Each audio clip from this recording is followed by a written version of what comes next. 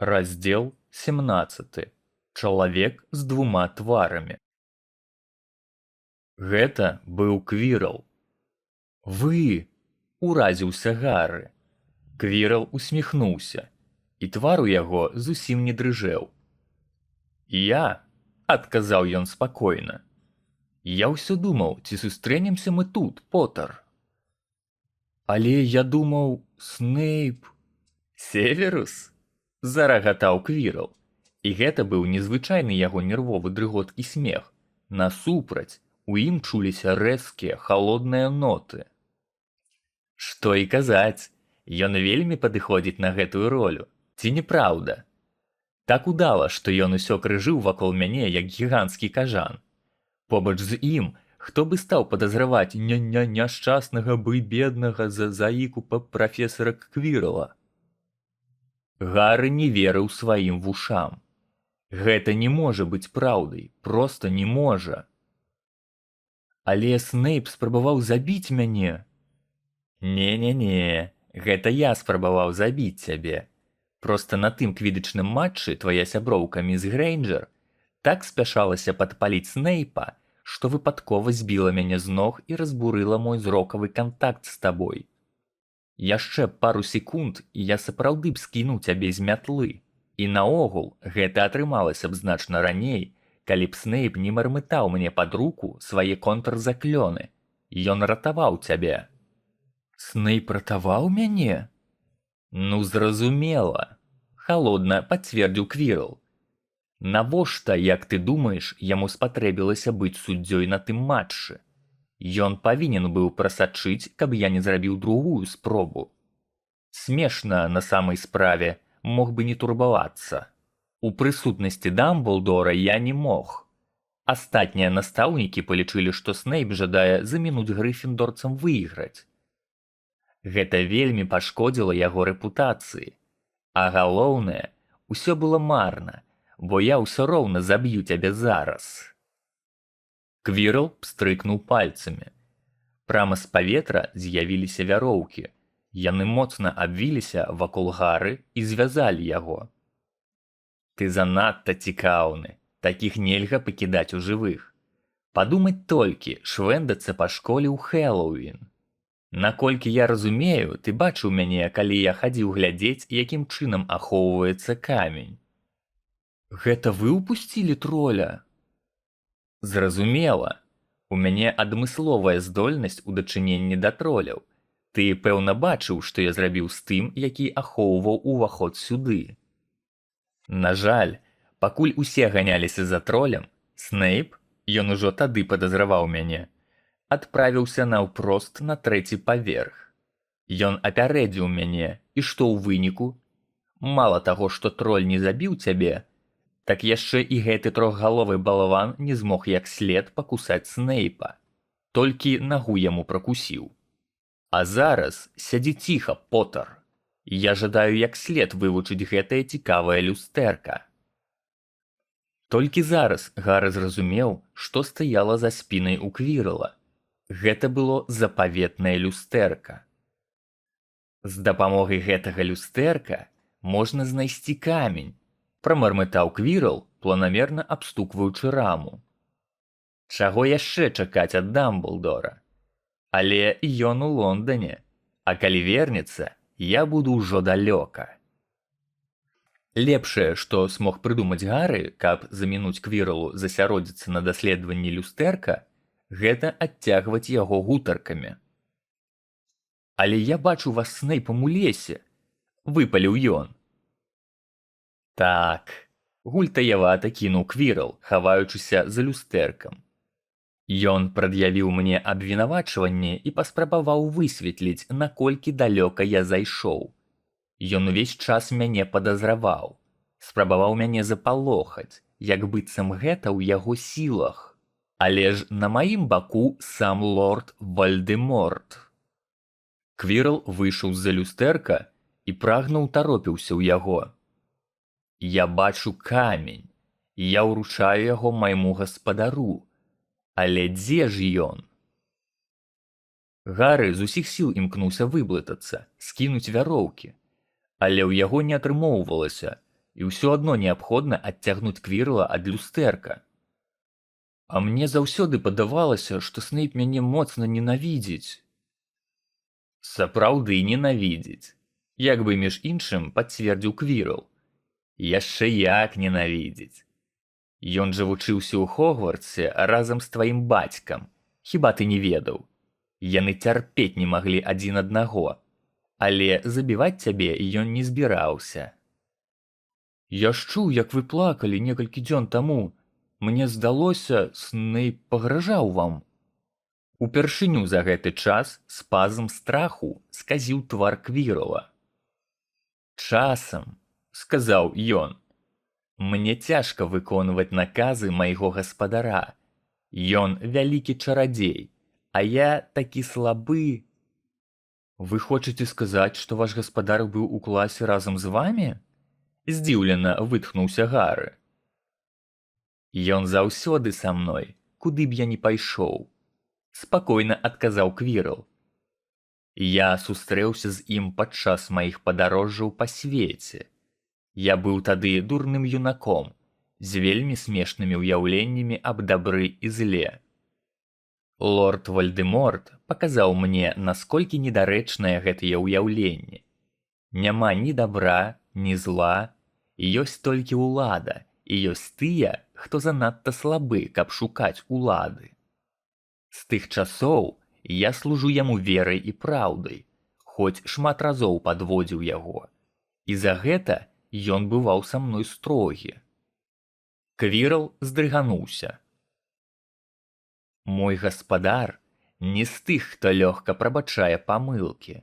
Калі мне не атрымалася вытрасці камень з Грынгатса, гаспадар быў вельмі незадаволены.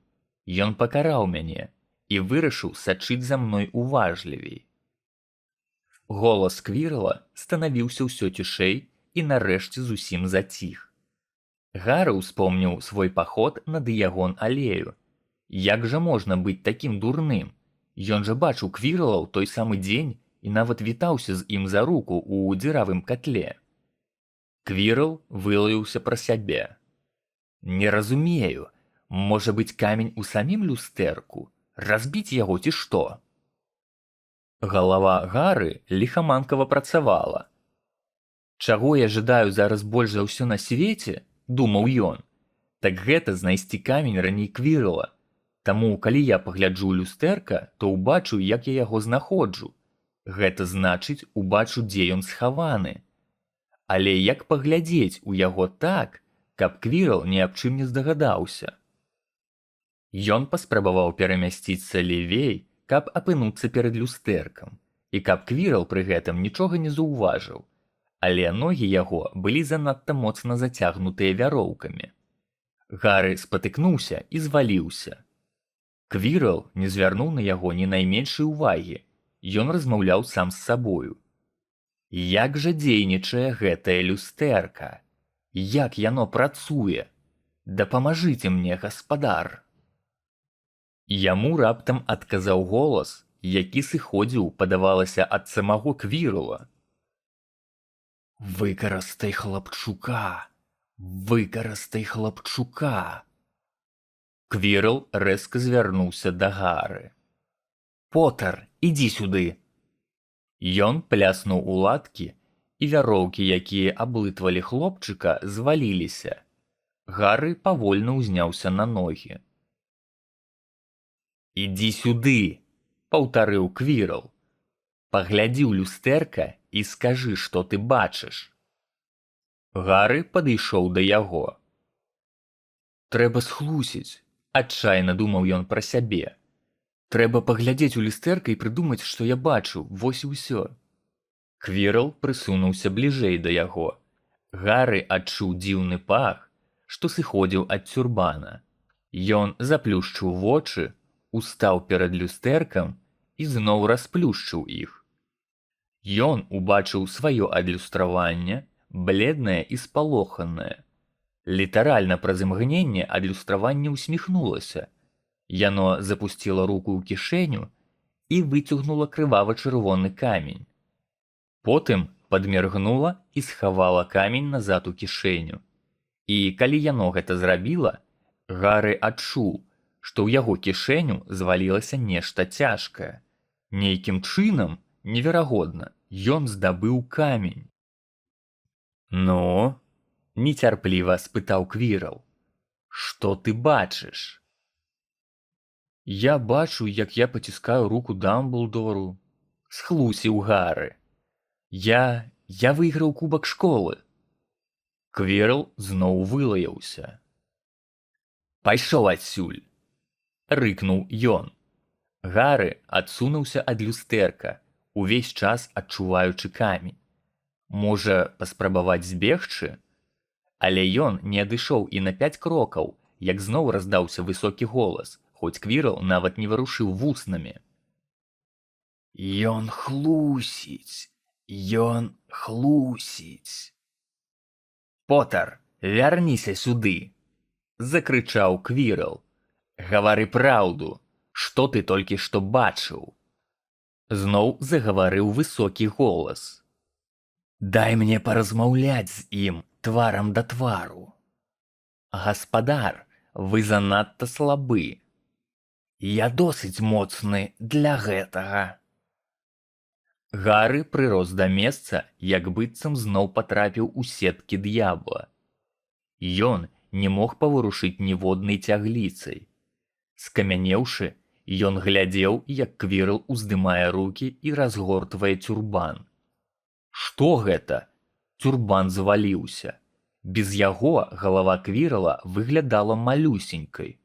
Потым галава павольна павярнулася на 180 градусаў. Гары хацеў закрычаць, але не мог выдушыць сябе ані гуку. Адтуль, дзе павінна была знаходзіцца патыліца, глядзеў твар. Самы жудасны твар, які Гары калі-небудзь бачыў. Белы, як крэйда, з вар'яцкімі чырвонымі вачыма і змяінымі прарэзамі ноздры. «Гары Потэр!» – прашыпела яно. Гары паспрабаваў зрабіць крок назад, але ногі не паслухаліся яго. «Бачыш, якім я стаў?» – спытала твар. «Цень, прывід, магу існаваць толькі ў чужым целе. На шчасце, заўсёды знаходзіліся тыя, хто быў гатовы ўпусціць мяне ў свой мозг і ў сваё сэрца. За апошнія дні кроў аднарога ўзмацніла мяне. У лесе ты бачыў, як Квірл піў яе для мяне. А зараз, калі ў мяне будзе эліксір жыцця, я змагу стварыць сабе ўласнае цела. Так што аддай мне камень, які ты хаваеш у кішэні». Значыць, ён ведае. Ногі Гары раптам ізноў здабылі адчувальнасць. Ён адхіснуўся. «Не дуры!» – зласліва скрывіўся твар. «Лепш выратуй сваё жыццё і ўстань на мой бок. А не тое, з табой здарыцца тое ж, што і з тваім бацькам. Яны паміралі на каленях перада мной». «Няпраўда!» – раптам выгукнуў Гары. Квірл насоўваўся на яго спінай так, каб Вальдэморт мог бачыць хлопчыка. Твар зласліва ўсміхаўся. «Як кранальна!» – шыпела яно. «Заўсёды шанаваў храбрацоў. Так, хлопец, твае бацькі былі адважныя. Спачатку я забіў твайго бацьку, ён адчайна супраціўляўся, але тваёй маці не абавязкова было паміраць, яна жадала абараніць цябе. Аддай камень, калі не жадаеш, каб яе смерць апынулася марнай». «Ніколі!» Гары скокнуў да дзвярэй. Вальдэморт завішчаў: «Трымай яго!»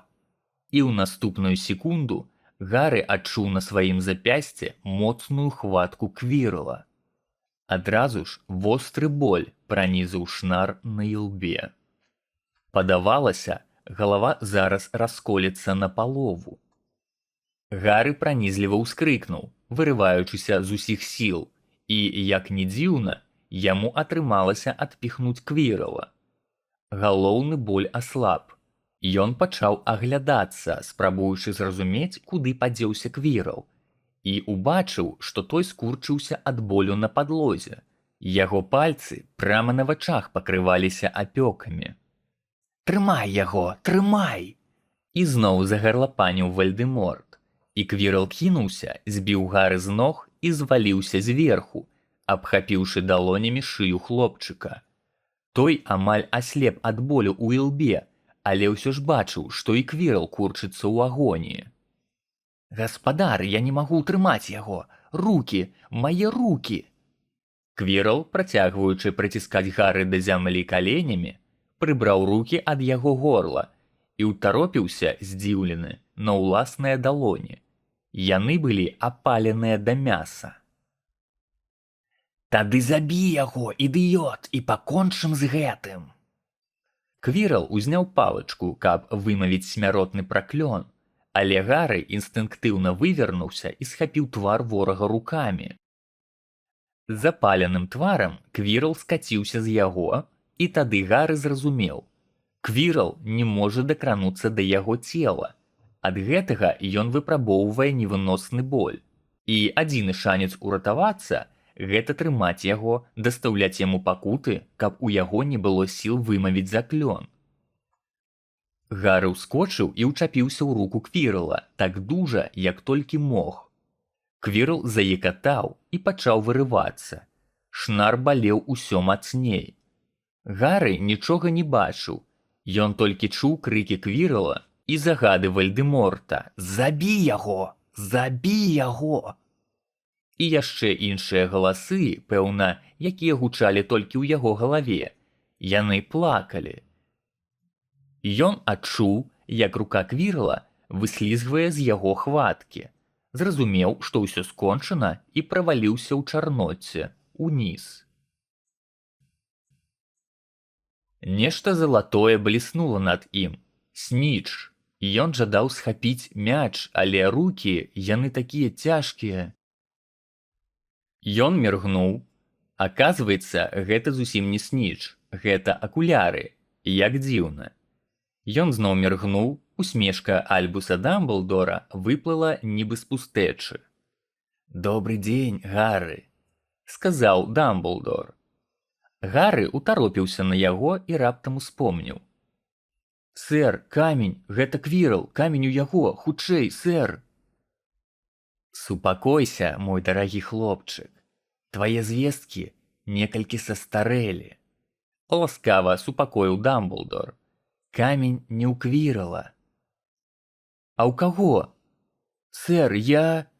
«Гары, супакойся, прашу цябе, а не тое, мадам Помфры вышпурне мяне адсюль». Гары праглынуў сліну. Аглядзеўся і зразумеў, што знаходзіцца ў лякарні.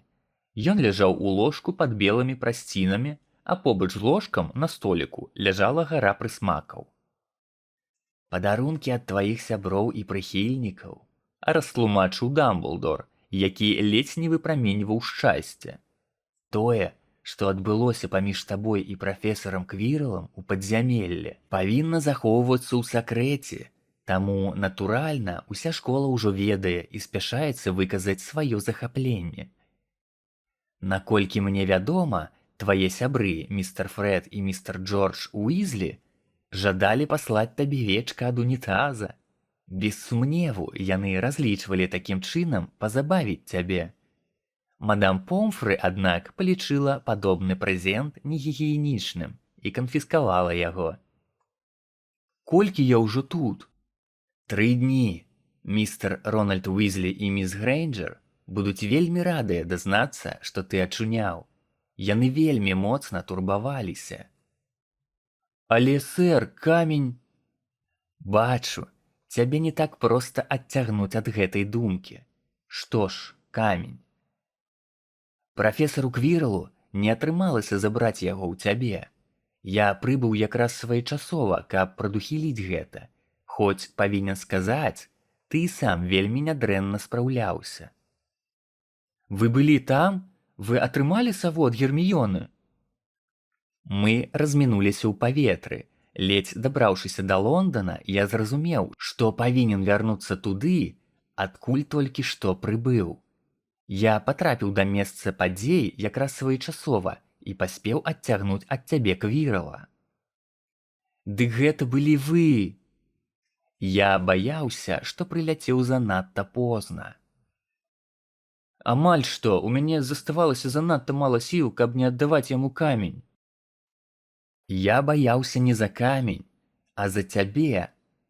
Гэтая барацьба ледзь не забіла цябе. Быў момант, калі я амаль упэўніўся ў тым, што ты загінуў. Што жа датычыцца камня, яго знішчылі. Знішчылі? Здзіўлена паўтарыў Гары. А як жа ваш сябар Нікалас Фламель? Ах, дык ты, аказваецца, ведаеш пра Нікаласа? Выклікнуў Дамблдор радасна. Ты ва ўсім разабраўся, ці не так?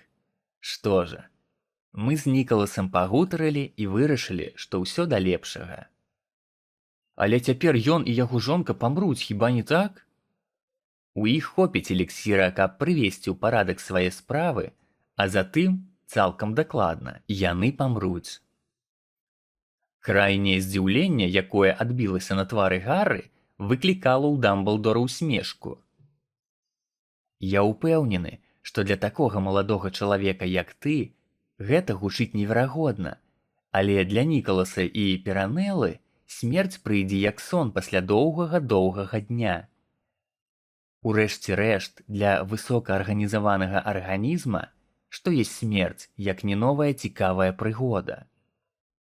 Ведаеш, камень і на самой справе не такая ўжо каштоўная штука. Мець столькі грошай і столькі гадоў жыцця, колькі захочаш. Гэтага папрасіў бы для сябе любы чалавек.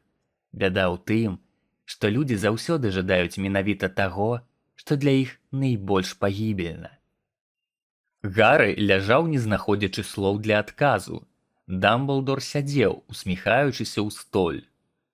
«Сэр», — звярнуўся да яго Гары, — «я тут падумаў, нават калі камня больш няма, я хацеў сказаць, вы ведаеце хто? Заві яго Вальдэморт, Гары. Заўсёды заве рэчы сваімі імёнамі. Боязь імя узмацняе боязь самога прадмета».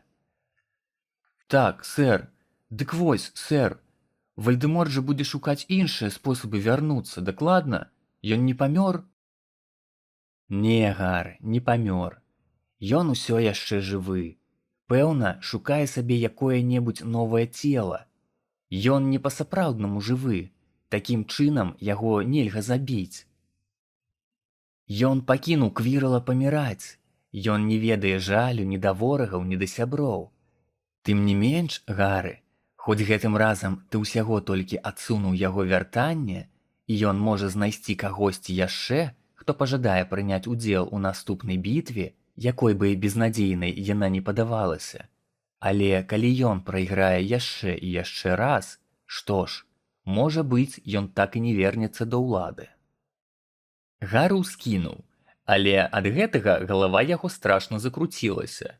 Затым ён сказаў: «Сэр, ёсць яшчэ сёе-тое, аб чым я жадаў бы спытаць, калі можна. Я жадаю ведаць праўду». «Праўду». Дамблдор уздыхнуў. «Праўда. Выдатная і адначасова жудасная рэч. Таму з ёй варта звяртацца з найвялікшай асцярожнасцю. Аднак я адкажу на твае пытанні, калі толькі ў мяне не будзе сапраўды важкіх падстаў, каб гэтага не рабіць. І ў такім разе табе прыйдзецца выбачыць мяне. Зразумела, ні ў якім выпадку я не зманю табе». «Добра. Вальдэморт сказаў, што яму давялося забіць маю маці, таму што яна спрабавала замінуць яму забіць мяне. Але нашто яму было забіваць мяне?» Гэтым разам Дамблдор уздыхнуў яшчэ глыбей. «На жаль, першае тваё пытанне я вымушаны пакінуць без адказу. Не сёння, не зараз. Калі-небудзь ты абавязкова даведаешся, а пакуль пакінь гэтыя думкі, Гары. Калі ты станеш старэй. Я ведаю, як табе цяжка чуць гэта. Калі ты будзеш гатовы, ты ўсё даведаешся. І Гары зразумеў, што спрачацца бескарысна. А чаму Квірл не мог да мяне дакрануцца? Твая маці памерла, ратуючы цябе. Калі ёсць на свеце нешта, чаго Вальдэморт не ў стане зразумець, гэта любоў. Яму не ўсвядоміць, што любоў такой сілы, якую мела да цябе твая маці, пакідае свой уласны след. Не шнар, не які-небудзь знак, але калі хтосьці любіць цябе так моцна, ён, нават пасля сваёй смерці, абараняе цябе сваёй любоўю.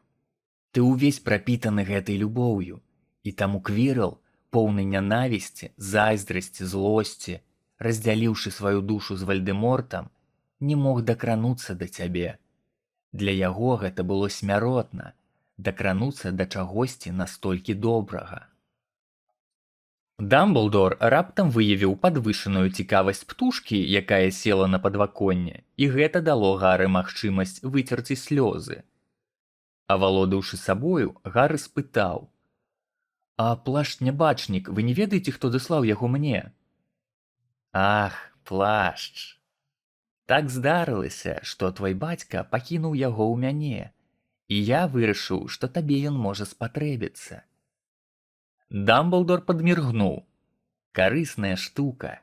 У свой час твой тата з яго дапамогай краў з кухні піражкі. І вось яшчэ што. Давай.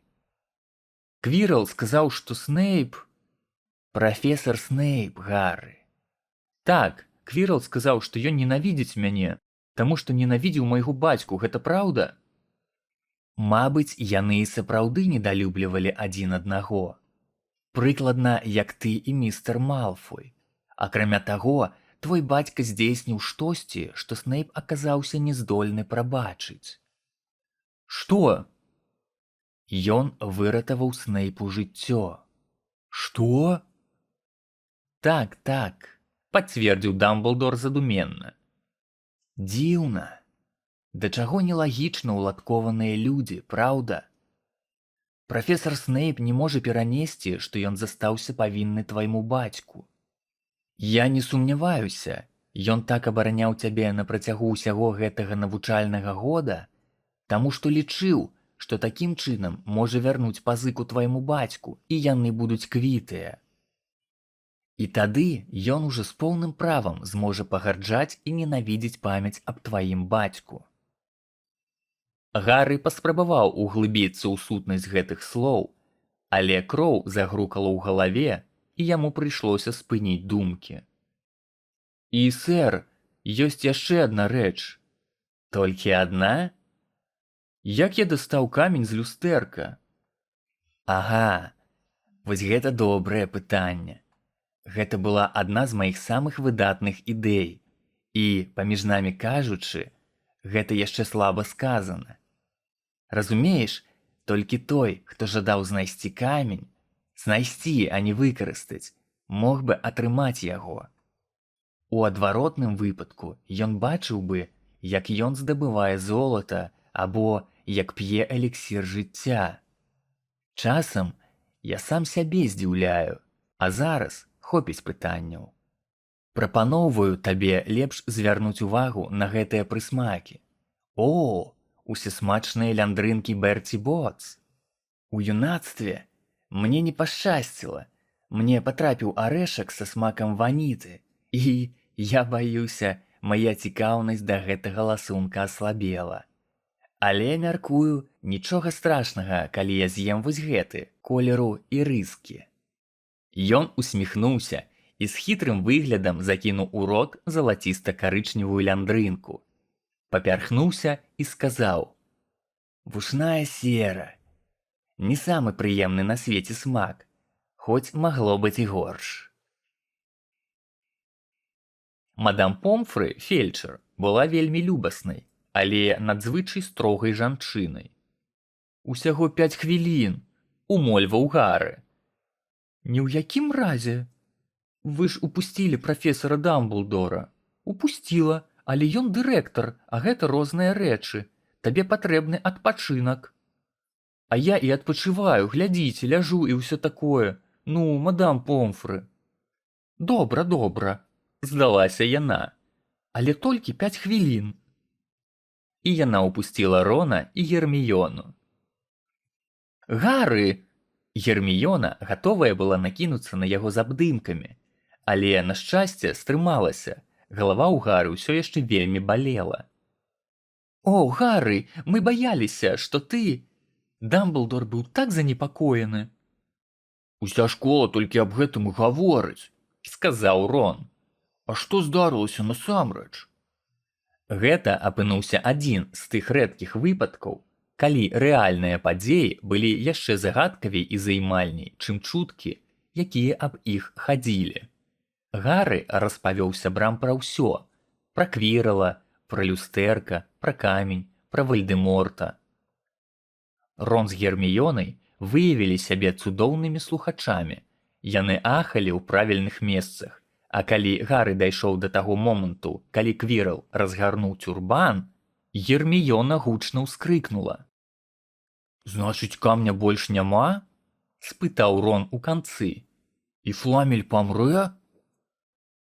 Я таксама гэта спытаў у Дамблдора, але ён сказаў: «Як гэта? Для высокаарганізаванага арганізма што ёсць смерць, як не новая цікавая прыгода?» «Я заўсёды казаў, што Дамблдор троху таго». Рону відавочна лісліва, што яго герой такі паўдуркаваты. «А што было з вамі?» – спытаў Гары. «Я дабралася назад», – сказала Герміёна. «Прывяла Рона ў пачуццё, гэта заняло даволі шмат часу, і мы панесліся ў савятню, каб даслаць саву Дамблдору, але тут натыкнуліся на яго самога ў вестыбюлі. Ён ужо ўсё ведаў, ён толькі спытаў. Гары пайшоў за ім, так? І хутчэй пабег на 3-й паверх». «Як ты лічыш, ён ведаў, што ты паступіш так, як паступіў?» – спытаў Рон.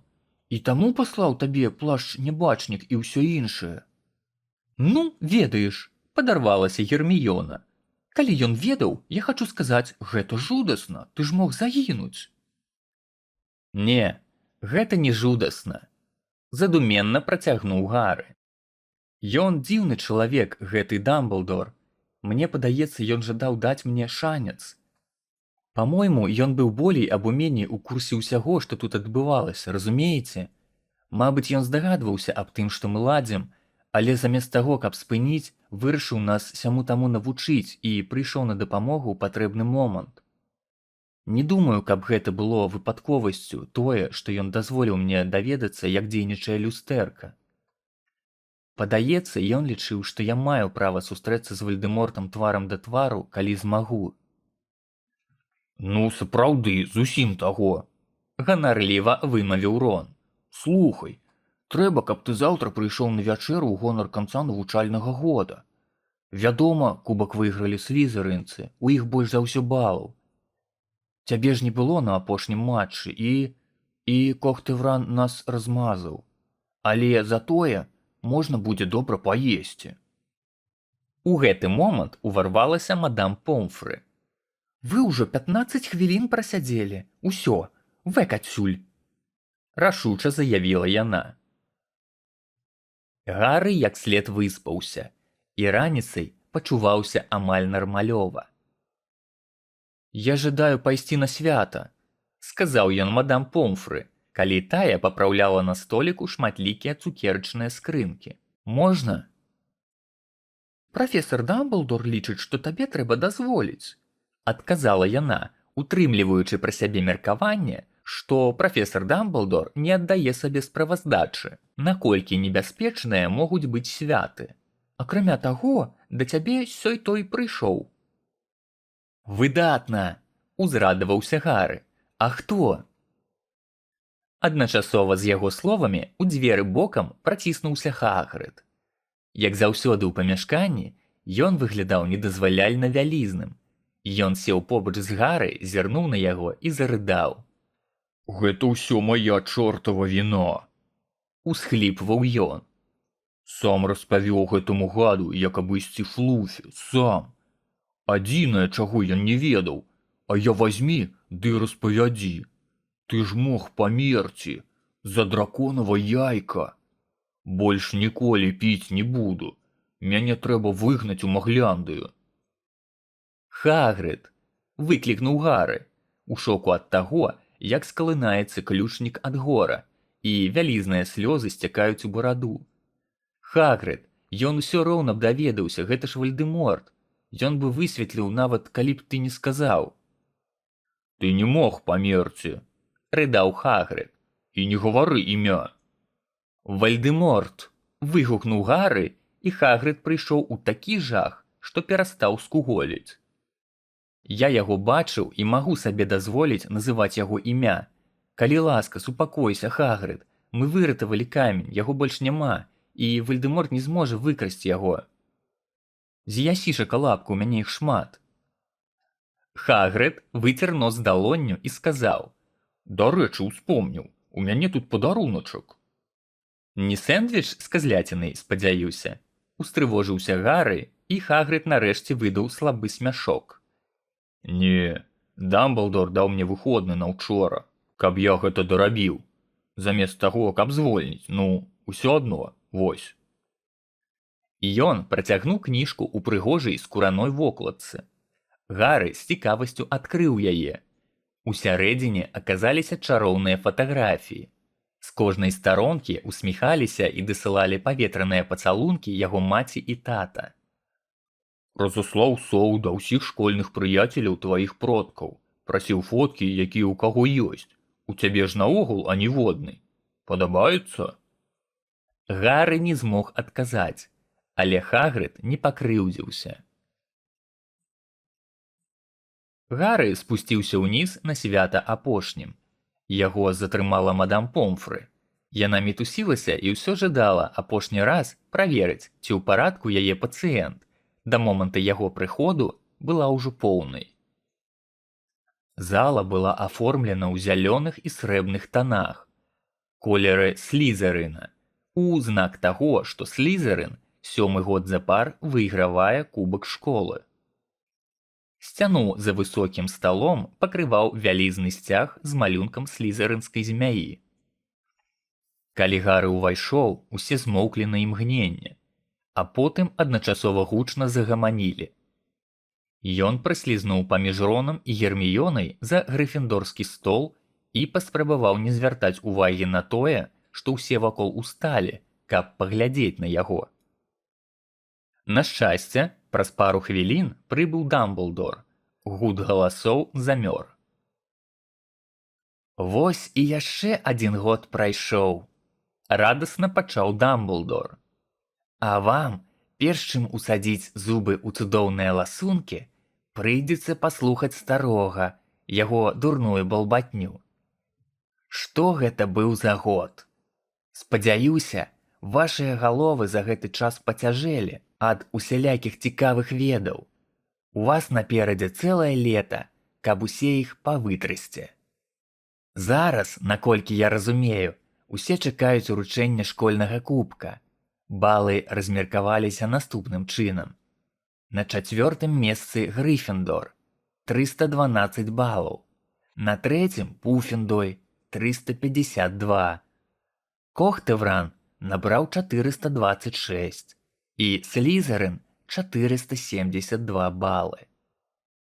Ад слізерынскага стала раздаўся шквал апладысментаў і вітальных крыкаў. Гары ўбачыў, як Драко Малфой лупіць срэбным куфлем па стале. Гэта было агіднае відовішча. «Выдатна, выдатна, Слізерын!» – пахваліў Дамблдор. «Аднак, нам неабходна прыняць да ўвагі апошнія падзеі». Зала замерла. Усмешкі на тварах слізерынцаў зніклі. «Кхм», – сказаў Дамблдор. «У мяне ёсць некаторая колькасць балаў, якія варта раздаць тым, хто гэта заслужыў. Дайце падумаць, так, першым чынам містару Рональду Уізлі». Рон пабарвавеў і стаў падобны на бурак. «За лепшы ў гісторыі Хогвартса шахматны матч. Я налічаю Грыфіндору 50 балаў». Ад стала грыфіндорцаў да зачараванай столі панесліся такія крыкі, што нават зоркі задрыжэлі. Чуваць было, як Персі паведамляе астатнім старастам: «Гэта мой брат, ведаеце? Малодшы брат прайшоў па шахматнай дошцы МакГонагал». Нарэшце хваляванне ўляглося. Па-другое, міс Герміёны Грэйнджер, за перамогу халоднай логікі над полымем смерці я налічаю Грыфіндору яшчэ 50 балаў. Герміёна схавала твар у далонях. Гары моцна падазраваў, што яна расплакалася. Грыфіндорцы ледзь не выйшлі з сябе, яны ўзняліся на 100 балаў. Па-трэцяе, містэру Гары Потэру, працягнуў Дамблдор. Наступіла мёртвая цішыня. За яго стрыманасць і выбітную адвагу я налічаю Грыфіндору 60 балаў. Авацыі былі аглушальныя. Тыя, хто ў працэсе віску быў яшчэ і здольны лічыць, ужо зразумелі, што ў Грыфіндора зараз 472 балы, роўна столькі ж, колькі ў Слізерына. Яны падзеляць кубак, вось калі б Дамблдор даў Гары хоць на 1 ачко больш. Дамблдор узняў руку. Зала сціхла. «Адвага бывае розная», – сказаў Дамблдор з усмешкай. «Трэба быць вельмі адважным, каб устаць на барацьбу з ворагамі. Але не менш сілы патрабуецца на тое, каб вырашыцца на барацьбу з сябрамі. Такім чынам, я ўзнагароджваю 10 баламі містера Невіла Лонгбатама». Калі б хтосьці знаходзіўся б у гэты момант за межамі вялікай залы, цалкам мог бы падумаць, што там адбыўся выбух. Настолькі гучныя былі крыкі, якія раздаліся ад стала Грыфіндора. Гары, Рон і Герміёна узрадавана ўскочылі разам з усімі, а Невіл, белы ад шоку, знік у натоўпе студэнтаў, якія кінуліся яго абдымаць. Ён ані разу яшчэ не прыносіў свайму факультэту ніводнага бала. Гары, усё яшчэ якочучы ад захаплення, ткнуў Рона пад рэбры і паказаў на Малфоя, які не мог выглядаць больш ашаломленым, нават калі б на яго наклалі Петрыфікус Таталус. «Што азначае?» – выгукнуў Дамблдор, перакрываючы няўяўны гвалт. І Пуффендуй, і Когтевран святавалі падзенне Слізерына. «Што нам трэба злёгку змяніць дэкарацыі». Ён пляснуў у ладкі. У адно імгненне зялёнае змянілася пурпурным, срэбнае – залатым. Вялізная слізерынская змяя знікла, а яе месца заняў магутны грыфіндорскі леў. Снейп з ненатуральнай нацягнутай усмешкай паціскаў руку прафесару МакГонагал. Ён злавіў погляд Гары, і хлопчык адразу зразумеў, што пачуцці Снейпа да яго не змяніліся ані на кроплю. Падавалася, жыццё ў школе імкліва вяртаецца ў ранейшае рэчышча. І можна было спадзявацца, што ў наступным годзе ўсё пойдзе нармалёва. Настолькі нармалёва, наколькі гэта магчыма ў Хогвартсе. Для Гары гэта было самае лепшае свята ў жыцці. Лепш, чым перамога ў квідычы, лепш каляд, лепш перамогі над горным тролем. Ён ніколі не забудзе сённяшні вечар. Гары амаль забыўся на тое, што яшчэ павінны абвясціць вынікі іспытаў, але іх тым не менш абвясцілі. Да вялікага здзіўлення і Гары, і Рона яны здалі ўсё даволі нядрэнна. У Герміёны, зразумела, былі лепшыя адзнакі сярод усіх першакурснікаў. Нават Невіл перайшоў на другі курс. Добрая адзнака па гербалогіі скампенсавала дрэнную па зеллеварэнне. Усе разлічвалі, што Гойла, які быў настолькі ж тупы, наколькі зласлівы, вышпурнуць са школы. Аднак гэтага не здарылася. Крыўдна, але, як сказаў Рон, шчасце ніколі не бывае поўным. І вось нечакана шафы апынуліся пустыя, куфары спакаваныя, Жаба Невіла, злоўленая ў туалеце, вернутая гаспадару. Усім вучням раздадзеныя адмысловыя папярэджанні, якія забаранялі ўжыванне магіі падчас вакацыяў. Я штораз спадзяюся, што яны забудуць іх выдаць, смутна ўздыхнуў Фрэд Уізлі. Хагрыд з'явіўся, каб рассадзіць усіх па лодках і пераправіць праз возера. Яны селі ў Хогвартс-экспрэс, размаўлялі і смяяліся, а краявід за акном станавіўся ўсё зеляней, весялей і акуратней. Елі ўсе смачныя арэшкі, праязджалі паблізу маглаўскіх гарадоў, здымалі чароўную вопратку і нацягвалі курткі. І нарэшце пад'ехалі да платформы 9 і 3/4 на Кінгс-крос. Прайшло даволі шмат часу, пакуль усе школьнікі пакінулі платформу. Прымудроны досведам кантралёр, які стаяў ля бар'ера, прапускаў студэнтаў па двое, максімум па трое, каб не прыцягваць лішняй увагі маглаў, як магло быць, калі б яны ўсім натоўпам раптам вываліліся са сцяны. «Вы павінны прыехаць да мяне ўлетку», — сказаў Рон. «Вы абодва, я дашлю саву». «Дзякуй», — падзякваў Гары. «Мне трэба што-небудзь, чаго я буду чакаць».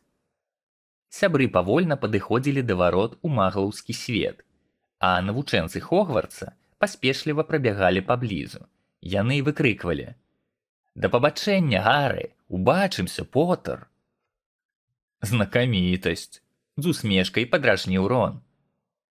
«Толькі не там, куды я накіроўваюся, можаш мне паверыць», — сказаў Гары. Ён, Рон і Герміёна прайшлі скрозь вароты разам. «Вось ён, мама, вось, глядзі!» Гэта прапішчэла Джинні Уізлі, малодшая сястра Рона, але яна паказвала зусім не на Рона. «Гары Поттер!» — крычала яна. «Глядзі, маці, я бачу!» «Ціха, Джинні, не крычы! І паказваць пальцам нядобра!» Місіс Уізлі усміхалася хлопцам. «Цяжкі быў год?» — спытала яна. «Вельмі», — адказаў Гары. «Дзякуй за ірыскі і за швэдр, місіс Уізлі». «Няма за што, даражэнькі». «Ты гатовы?» Гэта вымавіў дзядзька Вернан, як заўсёды са сваім неверагодна чырвоным тварам, як заўсёды вусаты, як заўсёды абураны паводзінамі Гары. Цягне, ці бачыце, вялізную клетку з савой па платформе, поўнай нармалёвых прыстойных людзей. Як быццам так і трэба. Ззаду дзядзькі стаялі цётка Пятуння і Дадлі, забітыя самім з'яўленнем Гары. «Вы, пэўна, сваякі Гары?» — выклікнула місіс Уізлі. «Можна і так сказаць», — адклікаўся дзядзька Вернан. «Паспяшайся, хлопец, не можам жа мы тут увесь дзень боўтацца». І пайшоў. Гары затрымаўся, каб развітацца з Роном і Герміёнай. «Убачымся ўлетку. Жадаю табе, добра правесці вакацыі». Герміёна няўпэўнена паглядзела ўслед дзядзьку Вернану, шакаваная яго грубіянствам. «Пастараюся», — адказаў Гары, і яго сябры здзівіліся, убачыўшы, як па твары хлопчыка распаўзаецца пераможная ўсмешка. «Яны ж не ведаюць, што нам не дазваляецца чараваць дома. Мы з Дадлі цудоўна правядзем гэта лета».